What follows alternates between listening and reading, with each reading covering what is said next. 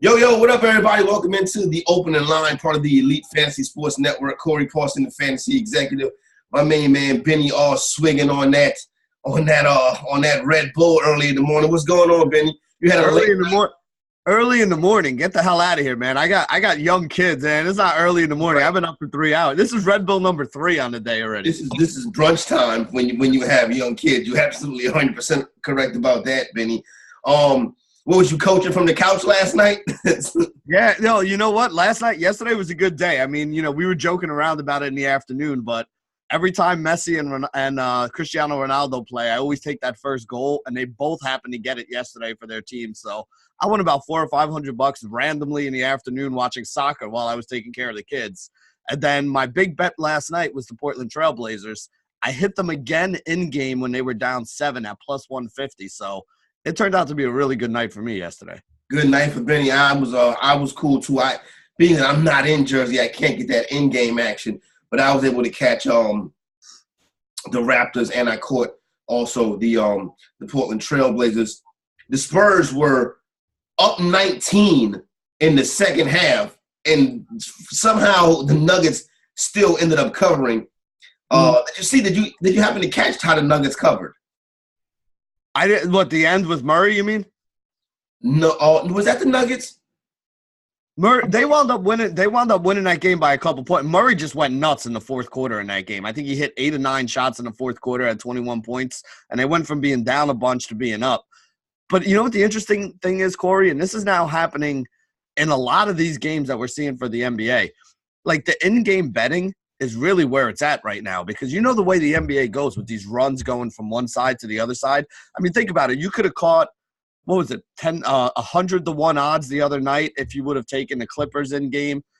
In game last night, they were down 19. If you would have taken the Denver Nuggets, you got a nice payout on that one as well. I was able to hit the Portland Trail Blazers at plus 150 in game. That's awesome right there. Yeah, so a lot of these in games are starting to hit right now. So if you have a strong take on the team, like I had a strong take on Portland last night. So when I saw they were down a few points, I didn't panic. I was waiting to get a good number. If you have a strong take on some of these teams, you're getting the opportunity in game with the way these runs are going in the NBA playoffs right now, where you can make some good money in game. So it's almost not even worth it for you to, bet some of these games pre-flop and take the lesser odds, because you can just wait till the one team goes on a run. You hit the other team when that team goes on a run, and then you got a chance to get some upside. No, I agree with you 100%. Like I said, I don't have the advantage of doing that being in the city, but that's a good look right there. Last night, the Spurs, the Nuggets won that game by 9. The line was 7. Your man hoisted a 3. DeMar DeRozan hoisted a 3 with like 4 seconds left. And I'm like, oh, this is going to happen. It's going to be a bad beat. But it ended up rimming out. And you still got the 9-point victory from the Nuggets. And let's just really start right there. The Nuggets looked stale and stagnant for most of the game, Benny, to the point where a homeboy of mine actually texted me and was like, yo, what's the odds on a Spurs sweep? And I was like, oh, that's not a bad bet. Mm-hmm. And I started looking for it, but it was off the board. But thank God I wasn't able to put that one in, because the Spurs will not sweep. The Nuggets come roaring back 19 in the second half. Jamal Murray getting it done. Listen, Jamal Murray got a little bit of game with him, so that was a good win for the Nuggets. Yeah, the big thing with Jamal Murray, he shot like crap in the first half. I think he was like 0 for 8 in the first half, and then, obviously the fourth quarter going 8 for 9 and coming through. But we talked about this with the Nuggets. Like, that's what they really need. They need that second guy to step up and be a scorer outside of Jokic. I mean, Jokic is great. He's a load down there. He's got a lot of moves in the post. He draws double teams, and he passes really well out of them. So he's a solid guy to be your number one on offense, but he can't carry the offense by himself. Other guys need to start making shots. Gary Harris hit some shots last night. Jamal Murray in the fourth quarter started hitting all the shots, which was what was the big difference for them in that game. I never thought the Denver Nuggets were that much better than everybody else. Like, to me, the Warriors are much better than everybody else. And then the other 7 teams in the West are all really even. Like, anybody can kind of beat anybody. And that's pretty much what you're seeing in this series. I mean, the Spurs are always a well-coached team. They don't make stupid mistakes. They're not going to beat themselves. You got to go out there and beat them. And, Denver, until they started hitting shots in the fourth quarter of that game, it really did look like they were going to be down 0-2 heading back to San Antonio. And that would have been a nightmare scenario right there for the Denver Nuggets and that fan base. But the Nuggets do pull it off. They come out, they get the victory, and amazingly ended up laying that 7 points. Toronto made easy work of Orlando. Nothing really to see there. Kawhi Leonard has a big game. He gets it done. Kawhi comes through in the moments that he was brought to Toronto for. Benny, you think he stays in Toronto, or you think he bolts? That's a good question, actually. I think it kind of depends on how well they do this year. I mean, if they make it to the finals, or if they make it to like the conference finals and get into, a 6 or 7 game series and get knocked out, if it looks like they're close, there's a lot of talent up there. I mean, you're taking guys like Serge Ibaka and, Fred VanVleet off the bench right now for that team. So they go 7-8 deep with really solid NBA talent. I think there's a chance that he stays up there. I mean, he wanted to kind of go up there anyway. I don't really know what Kawhi does. Kawhi's one of those guys where you don't really know a lot about him. You know what I mean? Like, you don't know what he's thinking. You don't know where he wants to go. Really, you didn't even hear a word about him until on the Spurs when he decided he wanted out of San Antonio there because he knew they weren't going to pay him. But you don't have a lot of news being floating around like, he's looking to go here or he's looking to go there. I still put him up there as one of the top 5 to 10 players in the NBA right now. Definitely. Especially the defense, the fact champion, not to mention the finals MVP. So what I find interesting is people say that when you go up to Toronto, you fall in love with it. You may not want to go. When you get up there, you be like, oh, man, I really like it up here a lot. And that seems to be the case from everybody I know that's been to Toronto. They always speak highly of it. Most athletes speak highly of playing. Well, NBA players speak highly of playing in Toronto also. One of the interesting things from the offseason I read, when they brought him in, obviously he wasn't happy at first. So it was just him, and after they did the contract signing and all of that, like the management and the agent, they went to another room and they left Steve Clifford and what's the coach's name? Not Steve Clifford, Nick Nurse and Kawhi in the conference room together. And Nurse was like, he was like apprehensive to say something. And Kawhi was like, who do you think is going to start? And they started talking basketball to the point where they brought a whiteboard in the room and started going over plays and stuff like that. And that's about Kawhi Leonard. He's a ball player. That's why you don't hear much talking, anything else is because all Kawhi Leonard want to do is play basketball. Yeah, like I said, I'm not saying it's a bad thing. I'm just saying he's one of those guys that, right now you've heard of all the plans for Kyrie Irving. You've heard of all the plans for Kevin Durant and where these guys want to go and that they're going to be leaving and they're going here or they're going there. But really, I mean, have you heard Kawhi linked with anywhere? Like, it's not like he's making a play to go to New York or to go to LA or to go to one of these big cities. Like you said, Kawhi's a basketball player, man. He just wants to get paid to play basketball and just kind of do his thing. So, Toronto's a pretty good place for him. The fan base up there is awesome. You got some other players around you. Pascal Siakam, really good young player. They brought in Gasol. You still got Lowry.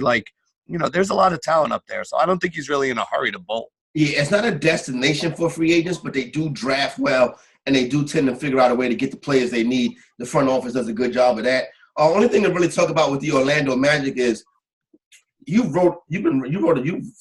just wrapped up writing about basketball the whole season. Terrence Ross cooks. How many times has he ever really an option for DFS? Oh yeah, all the time. To be honest with you, all the time. The problem is good, right? Yeah, the problem with him is when he first started going on a run earlier in the year, I was playing him in cash and sometimes even in GPPs because he has those games where he puts up like 24, 25 real-life points, hits 4 or 5 threes, gets a couple assists and all that stuff. The big problem with him is he doesn't play a ton of minutes because he basically comes off the bench. So he's playing like 24 to like 30 minutes a game at kind of like as a high. But he definitely had some big scoring games, like 30, 35 fantasy points. So when he was priced at like 4,500, 4,800, we were using him all the time. He's more of a GPP play, though, because there were games where he'll go off for 40, 45 fantasy points sometimes.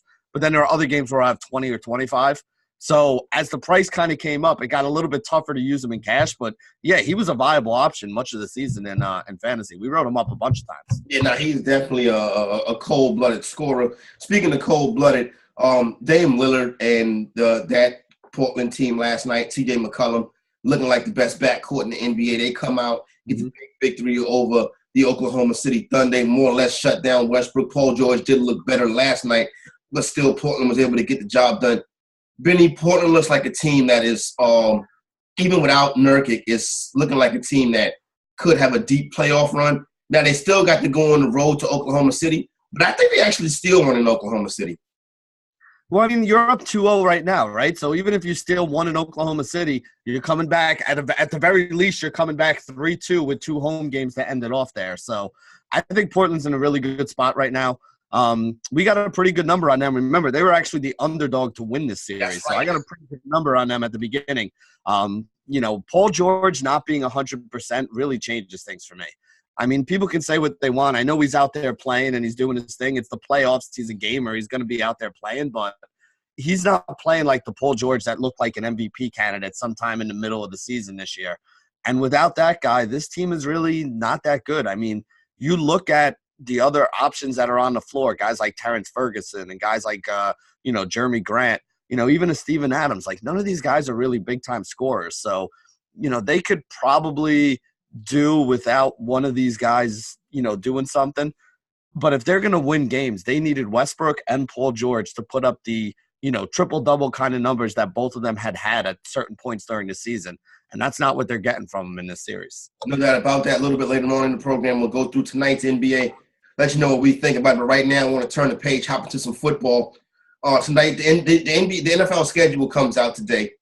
You're going to see a million of these fake schedule releases on Twitter. I never got NFL schedule release Twitter. They act like they're breaking some big news. The schedule is going to come out at some point. It's not the Mueller report. None of the schedule is going to be redacted. You know what I'm saying? The entire schedule will be released. and the thing is, it's released to everybody at the same time, right? Like, the NFL, it's not like anybody's got any, special news that they know who's going to be playing and they're breaking some Woj bombs before anything happens. I mean, you know what?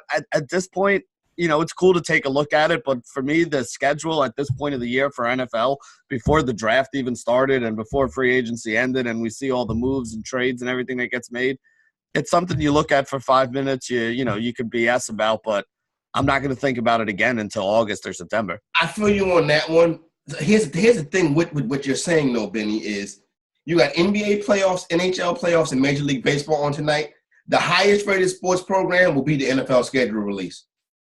But again, isn't this the NFL's thing? Like, that's why they do the schedule release now, and that's why they do the draft next month, and that's why free agency has its own opening day. I mean, listen, the NFL is really good at marketing. That's kind of their thing. That's why the NFL is a very successful franchise, and all those owners are making a hell of a lot of money. They stay in the public eye with important things that people are going to care about. And honestly, no matter what part of the country you're in, whether you're red or you're blue state, everybody loves football, man. Everybody loves football and has a football team. I want to run through right quick, get your opinion, Benny, on some of these NFL futures as far as division winners go. Game win totals, I think we'll look at that a little bit later on. It's too early to get into that now. We don't know full rosters. Hell, we don't know the schedule. I was going to say the schedule is the big thing, man. You can't start doing game wins until you have the schedule and you can look through and you can say yes, no, So here we go. Let's start with the NFC East. Obviously, I'm biased. You got Philadelphia Eagles at plus 110, the Dallas Cowboys at plus 130, the Giants at plus 1,100, and DC also at plus 1,100. What I will say is this. If DC had Alex Smith, I would bet DC. Darius Geis comes back. You still got Adrian Peterson, but I think Geis is going to be the man. They got one of the best D-lines. They got one of the best O-lines. They were not healthy last year. This year is tough. Poor quarterback battle between Colt McCoy and Case Keenum. But, Benny, when you look at the NFC East, who do you think it is? Well, I mean, to me, it's the Eagles or the Dallas Cowboys. Like, I don't think the other two teams even really have a chance. Like we've railed on the Giants enough here that you guys already know how I think about them. Yeah. And then, honestly, the Redskins, I kind of agree with you. The Redskins have some nice pieces, but this is a quarterback-driven league the way things are right now, and they're not going to go anywhere without a decent quarterback. So everybody knows my love for Colt McCoy, but to be 100% honest with you, I can't put money behind him to win the division. No, I agree 100%. I mean, Carson Wentz is coming back. He should be healthy, so the Eagles are going to be pretty good. Like you said, your Dallas Cowboys are going to be pretty good this year as well. I kind of have a feeling like the Cowboys and the Eagles are both going to be around 10-6. I could see either one of them winning the division. What are the odds? The Eagles are plus 110 or minus 110? The Eagles are plus 110. The Cowboys are plus 130. There's no minus team in this division. A lot of people last year said that the NFC East was the worst division in the NFL. The NFC East put 2 teams in the Final Four in the NFC. So the NFC East was a little bit more competitive than people thought it was, in my opinion, at least last year. As somebody who watches a ton of NFC East football. But listen, like you said you don't see a reason to bet on the other 2 teams. I don't see a reason to bet on the other 3 teams. You know what I'm saying? Nick Foles is not there to bail Carson Wentz out this year. Philadelphia is, one of the more talented teams in the division. So I can agree with you on that. But I think it's the Eagles and the Cowboys. I would lay it with the Cowboys. But me saying that is like, should really go in one ear and out the other, because I wasn't going to say anybody else. Going on to the NFC North, you got the Bears at plus 180. The Pack also at plus 180. The Vikings at plus 200. And the Lions at plus 1,600. A sprinkle on the Lions is not a bad idea. Oh, I don't know, man. I don't see the Lions winning this division at all. I like the other 3 teams right there, though. I think you're getting good value if you have a strong take on one of them. I don't really have a strong take on any one of them between the Bears, the Packers, and the Vikings. But if you do have a strong take on either one of them, you're getting them all at plus 200. That's probably the way to go about doing it. The Packers have the best quarterback in Aaron Rodgers. Don't know about the pieces around him. The Minnesota Vikings may have the most talent, but Kirk Cousins could be the issue. The Chicago Bears coming off a good season last year. The quarterback was never that good. I don't know what that running game is. You got Jordan Howard who is gone now. Tariq Cohen. They brought in who's the back they brought in? The back they brought in skips my mind. Oh, the guy from Mike Davis. They bring him in. I don't know if they use Cohen correctly. The defense is really what's going to drive the Bears. This one is tough right here. If I had to go with anybody, listen, why not a sprinkle on the Lions? They got the quarterback. True. They played better defensively last year. True. No playmakers on the outside. A healthy Kerryon Johnson, I think, can make them a competitive team. That's a player I'm going to be back in on fantasy this year. I know we haven't talked no season-long fantasy football yet. We'll do something tomorrow when Russell Clay joins the program. I haven't talked to him in a while. And I did the NFC trendsetters and all of that already. I don't even know who I got on the damn team. But I do know I'm going to have a lot of stake in, not a lot, but a good amount of stake in Kerryon Johnson this year. Yeah, that makes sense. I mean, listen, he's an explosive running back. He had some really good games last year. If the kid can stay healthy, all right, it's not as crazy as I originally thought when you said it. I'll give you that much. Minnesota, obviously, Dalvin Cook return to health will be a big part of what they do fantasy-wise, and they got the 2 weapons on the outside. The NFC South is always an interesting division. This is the first to worst division historically. You got the Saints at minus 230. That to me, that's a bad bet. You got the Falcons at plus 450, which is a very interesting bet. A healthy Falcons team can be a contender in the NFC. NFC to win the NFC, the Falcons may not be a bad bet also. The Panthers at plus 650. Looks like Cam is going to be healthy and ready to rock and roll his second year out there with North Turner. And then you got the Buccaneers at plus 1,100. I don't see why the Buccaneers can't win this division. Yeah, I mean, this is another one where everybody kind of has a chance here. I actually like the Panthers at, what was it, plus 650? Plus 650. Yeah, that's a pretty good number. I'd take a little bit on the Panthers at plus 650. I think that's a team that, we've seen Cam do it before, right? He can do it with his legs. They got some better weapons in there around them. Christian McCaffrey is a legit player. Some of those wide receivers they got, some of those young guys, DJ Moore and, who's the other – I know. they got a bunch of those guys that can that stepped up last year, a bunch of young guys on that team. So I kind of like the Panthers plus 650. I think there's some value in that one. The Falcons, they get a healthy Freeman back. You know what they got on the outside with Julio Jones. Matt Ryan is won the MVP. They get rid of the OC and Sarkisian. They bring back Dirk Cutter, which is excellent. Dirk Cutter has been Matt Ryan has put up fantastic numbers with Dirk Cutter. You'll be able to get this year. You'll be able to get Ryan, Freeman, and possibly Julio in the second round. Julio in the second round is a steal. Ryan is the third or is the 4th or 5th quarterback to come off the board. It's not bad. And Devontae Freeman from some early drafts I've seen is going as a 5th round. pick. You can get him as an RB2 or as an RB3. He stays healthy with no Tevin Smith. With no Tevin Coleman. Yeah. I think that the Atlanta Falcons can make some noise too. The thing with Tampa is, Benny, every single offseason I say, this is it for Jameis Winston. The next year I say, this is it for Jameis Winston. Benny, this time is really it for Jameis Winston. I mean, again, they're going to be a team that is going to rely on the pass a little more. And again, we don't know what they're going to do in the draft. Maybe they make a play and bring in some running back. They do need to get a running back, but Bruce Arians, basically, that downfield passing game with Jameis and Mike Winston is going to be what it is. Yeah, I mean, that's the thing. It's like, Mike Evans on the outside, I think, is going to have a big year, and that's going to keep them in some of those games. Jameis's arm and Mike Evans going up and making plays. So, the defense is really the thing with them is they've had some good pieces. They've had some good players at times, but the defenses never really came together over there. I think they moved on from McCoy in the middle, right? Yep. This year. So we'll see what they can do, if that's going to make them better or worse. Again, the draft hasn't come up yet. We got to see. They need to get better on defense, and they need to find the running back. If they can do those two things, this could be a much better team, and that number might not be that crazy. Heading over to the AFC. Oh, my God. Headed over to the AFC East. Benny, do you know what the Patriots are? Minus 400? No. Better, worse? The Patriots are minus 700. Yeah, I mean, basically, listen, the Patriots are going to win the division, and I'm a Jets fan, so me saying that should even hold more weight than it is. Nobody else is going to win the division.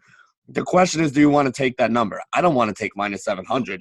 That means you bet 100 to win like $15. No, it's not going to happen to put a future on the Patriots to win the NFC East. I mean, to win the AFC East. The Jets, though, plus 700, that's got to be a little bit of, you know what I'm saying? At least you're second. Is that good enough for Jet fans? Second is first loser, right? I mean, I'm going to be honest. Until Tom Brady retires or gets hurt, they're going to be the favorite every year and the deserving favorite.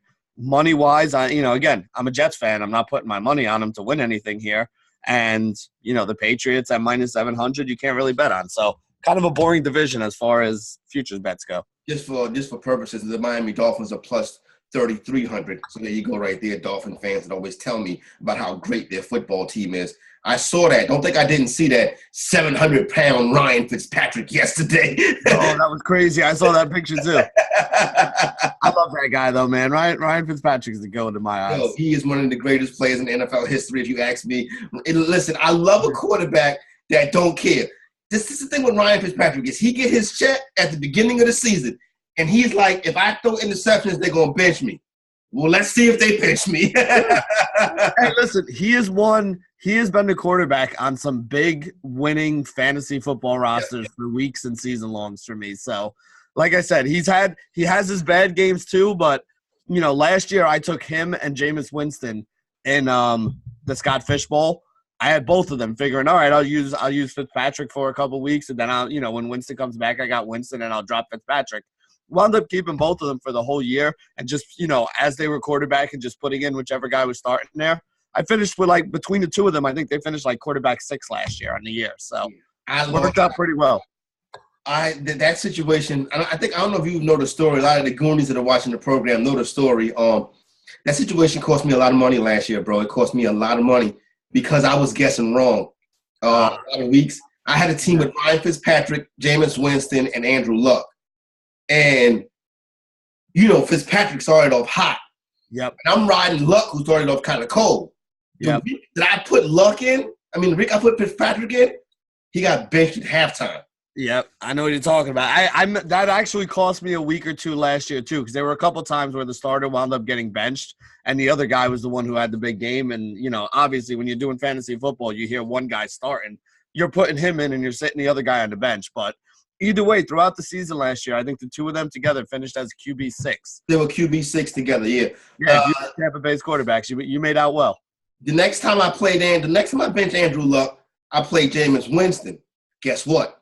He was benched at halftime. There you go, right there. That's 60 points that kept me out of the playoff round. That 60 points kept me out of the playoff round in my NFFC 14-team auction, which if you do the math and do the numbers, I would have ended up winning if I would have made the correct decision those 2 weeks. Never took Andrew Luck out of my lineup, but that's my fault. AFC North, Benny, this is the interesting one right here. The Browns at plus 140, the Steelers at plus 190, the Ravens at plus 250, the Bengals at plus 1,400. That talented Cleveland Brown team is the best number right here. What do you think about it? Yeah, actually, I was thinking you were going to say they were either a negative number or basically close to even. Plus 140, I'd put a little bit down on that at plus 140, man. I think they're going to be really, really good this year. I don't think the Pittsburgh Steelers are.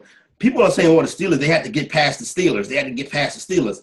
The Steelers were not a playoff team last year, so what this get past the Steelers thing is baffling to me. I would agree with you. I mean, to me, the Steelers – here's the way I look at it, right? Are the Steelers better than they have been without Antonio Brown and Le'Veon Bell? And I don't think the answer to that question is yes. So if the answer to that question isn't yes, again, the Steelers have been good and they've been making it, to the playoffs, but have the Steelers really been like a dominant team? Like we already talked about the fact that their defense, since they lost Shazier, hasn't been good at all. And now you're lessening the offense. Like, again, Juju's still a really good player and Connor's still a good player and you got Big Ben there, but without Antonio Brown and without Le'Veon Bell, you're going to have a hard time convincing me that they're a better, more talented, more explosive offense. So, really, I don't understand. If they haven't gotten it done in years past, why are they going to get it done this year if they're not any better? I think Mike Tomlin goes into this season squarely on the hot seat. I will watch out for that. Baltimore, the X factor in this division, Benny, at plus 250. Going to be interested to see what Lamar Jackson can do. Can he take the next step in his progression and become a better passer? In the AFC South, the Colts at plus 130. The Texans at plus 230 is intriguing. Jacksonville at plus 300. And the Tennessee Titans at plus 650. Yeah, I kind of like that number. What is it, plus 230 on the Texans? Yep. Yeah, plus 230 on the Texans. I mean, as long as everybody's healthy. Listen, when everybody was healthy, that team is explosive. You got Hopkins on the one side, you had Fuller on the other side, you had Watson back there, and you still have a pretty damn good defense that has a lot of good players up front. They can put pressure on the other team. They can, this is a team that if they get a lead with that explosive passing game, you're going to be in a really tough spot against that pass rush. So Texans at plus 230, definitely something that has some value in it. Yeah, the offensive line has to get a little bit stronger. I mean, we want to see what they'll be able to do with the running game. I thought they were going to be a major player for Le'Veon Bell. Let's see if they upgrade that during the draft. If you're a Lamar Miller guy, you already know how I feel. In the AFC West, the Chiefs are minus 200. That would make them the second favorite in the AFC. The Chargers are plus 230. The Broncos are plus 1,400. The Raiders plus 1,600. You're in the back of the division is two teams that are struggling. The Chargers at plus 230 is not a bad bet, though. Yeah, I think there's a little bit of value there. I mean, obviously, I think the Chiefs are the favorite, and I think they probably do win the division. But at minus 200, they're not – that's not really a good number that I want to take. If they do falter, though, I mean, I don't think Denver is all that great, and I really don't think Oakland is very good. So the Chargers would be the ones in the driver's seat if something happened to the Chiefs, like, God forbid, like a Mahomes injury or, even just the fact that now that they're a number one seed and coming off of that, like they're going to have a tougher schedule this year because they're playing all the other number one seeds from the other divisions. So, instead of finishing, if they finish like 10-6 and the Chargers do what the Chargers do and get like 11 or 12 wins, I mean, that Chargers defense is still really good and nobody talks about that. Everybody talks about the offense. You got Rivers and you got Gordon and, you got that slew of wide receivers that are all pretty good led by Keenan Allen. But the defense is just as good for the Chargers. So that's a team that is good on both sides of the football. I thought could have made a deep run last year, but some injuries kind of derailed that. So plus 230 on the Chargers is a nice number too. When the schedule comes out, the things that I'll be looking for as they leak and as we get more information on the NFL schedule, what I'll be looking for, and especially as this is what I like to look for when the schedule comes out. I want to see when my team is playing so I can figure out when I'm going to go see them, number one. Number two, you want to see that opening weekend and what's going on that opening weekend. I think we already know we're going to get Bears and Packers that weekend. I think we already seen that we're going to get Jets and Browns that weekend. New England and Kansas City will probably play that weekend. And my guess is that second Monday night game will be some kind of West Coast NFL rivalry. That's how I think that one starts. After that, I'll look to Thanksgiving. Obviously, Thanksgiving is a high holy day when it comes to fantasy football, especially in the season-long side of it. And then also I'll look at the last game of the fantasy season, whether that's that last Sunday night game or that last Monday night game, because I like to have that last bullet in the gun. You know what I'm saying, Benny? Yep. If it's the place kicker, if it's the defense, a wide receiver, a third string tight end, I want to have that last bullet in case I need to pull that one out the trigger for that last game of the season. Well, you know what? It's the old, a chip in a chair theory, right? Like, as long as you still have one guy going, even if you're out of it, you're still technically alive. So you still got a sweat going there in worst case scenario. I've had some wild sweats on the last day of the season. So it'd be interesting to see how that one plays out this year. But that schedule will come out tonight. We'll break it down tomorrow with my main man, Russell Clay from FantasyGuru.com. That's the season-long leg. So he'll be with us on the opening line tomorrow. Talk a little fantasy football with him. Looking forward to doing so. I haven't done so in about 2.5 months. So I want to see how my trendsetters draft went and then start to preview this NFL draft and give you some odds on that and some of the picks and stuff like that. Got a full day of baseball today, 14 games on the slate. I know, Benny, you wrote some baseball earlier. I want to go over some of the morning slate, and then you can get the rest of the information over at at EliteFantasy.com. That is a DFS wing of the championship team over here with the Elite Mafia. Let's kick it off. The New York Mets and the Philadelphia Phillies, Zach Wheeler. I was about to say Jack Wheeler. Before we get to baseball, Demaryius Thomas signing with the Patriots. Don't go crazy in your early best ball drafts. I'm almost willing to bet you that the Patriots will end up cutting Demaryius Thomas. Demaryius Thomas is washed up. Big-bodied wide receivers like that, they break down quick. When their decline starts, their decline accelerates. You know what I'm saying, Benny? Do you have any thoughts on Demaryius Thomas to the Patriots? Yeah, I mean, last year, Demaryius Thomas wound up going over to the Texans, right? And everybody was kind of making a big deal about it. I think his first series, they threw like 2 or 3 balls to him in a row. And I don't think he had another ball the rest of the game. And then he had one touchdown at the end of last season, and he was very irrelevant.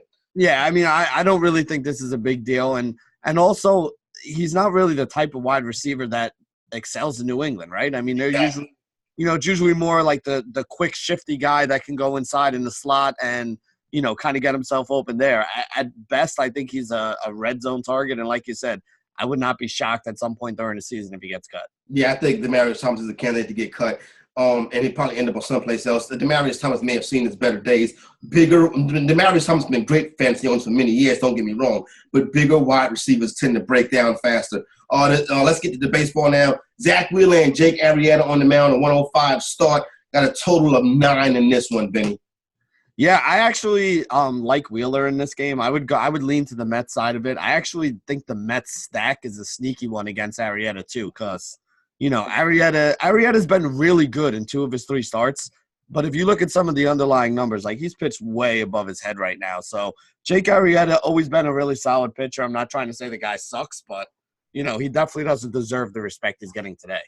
The St. Louis Cardinals and the Milwaukee Brewers are in Milwaukee. They got a 1:40 p.m. Eastern time first pitch in that one. Total on this one is 9.5. Michael Walker and some dude named Burns. Yeah, he's a rookie. He's actually not horrible. I don't know if he's a rookie. It might be his second year, but he's a young pitcher. He's actually not horrible. I'm going to be honest here, though. I mean, Milwaukee right now, this offense is just pounding out runs. So the over looks good here, and it's tough for me to bet against the Brewers. I'm not a big Michael Walker fan, so it's not like I think he's going to be able to shut him down. So Brewers in the over in that one for me. Also today on the Major League Baseball slate, the Kansas City Royals and the Chicago White Sox. Lucas Giolito for the Sox, Keller for the Royals. The total is 9 on this one. Yeah, I actually like Brad Keller way more than I like Giolito. Although I will say Giolito hasn't been as horrible as he's been last year. I guess that's the best I can say. I'm not going to say he's been good this year, but he just hasn't been as horrible as he was last year because last year he kind of sucked. So I like the Royals in this one. Probably wouldn't mess with the over-under. Again, these are 2 bad offenses, so it's not like you can expect them to put up a lot of runs. This game is basically even at both teams at -108. I've never seen that before. I like the Royals in that case. Take the Royals. I think that's the better side. Keller looks like the better pitcher to me. All right. Cincinnati Reds and the Los Angeles Dodgers. We got Walker Buehler and Sonny Gray. The total is 8 on this one. You can probably score 8 runs on Sonny Gray, especially in that small. Then they're in Los Angeles. They're in Chavez Ravine. The spacious Chavez Ravine. I got to be honest, man. Like Walker Buehler is a guy who had a lot of hype last year and lived up to it. He's a pitcher that I've been following for a while. A young kid who I thought was going to be really good. He has absolutely sucked so far this year to start the season. So I'm a little nervous about this one here. I'm not going to touch this one. I wouldn't be shocked. I think Cincinnati is a sneaky stack for, DFS on the 4-game early slate because I don't think people are going to do it. But like I said, Walker Buehler has not really looked all that great so far to start the season. So I'm staying away from this one. But, in a perfect world, Walker Buehler should dominate this lineup in LA. But like I said, he hasn't been pitching well. So, we don't have to bet if we don't want to, and this is one I'm not touching. If you want to bet it, you want a plus money early favorite for a little daytime sweat, you get the Reds at plus 154 out there in Los Angeles. Interesting right here, Red Sox and Yankees, Nate Eovaldi, J. Happ. Total comes in at 9.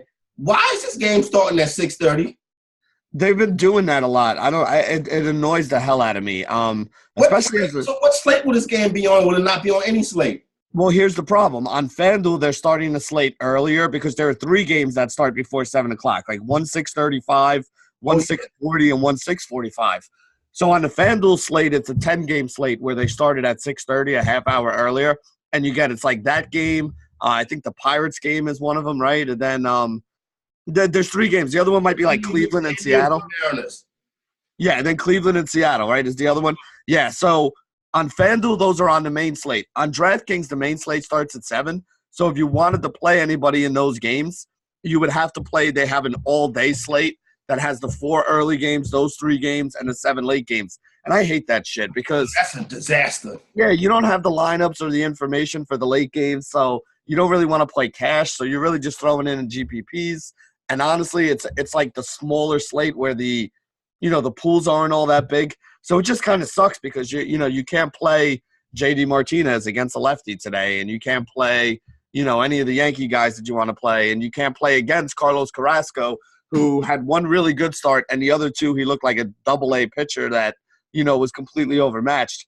So like these are guys that I would have stacked Seattle on DraftKings as a contrarian thing against Carrasco, but you can't do it unless you're playing the all-day slate. So it just kind of sucks. I don't know why baseball is doing this. That's wild. But to get a breakdown on both slates, head to EliteFantasy.com, get your DFS action covered.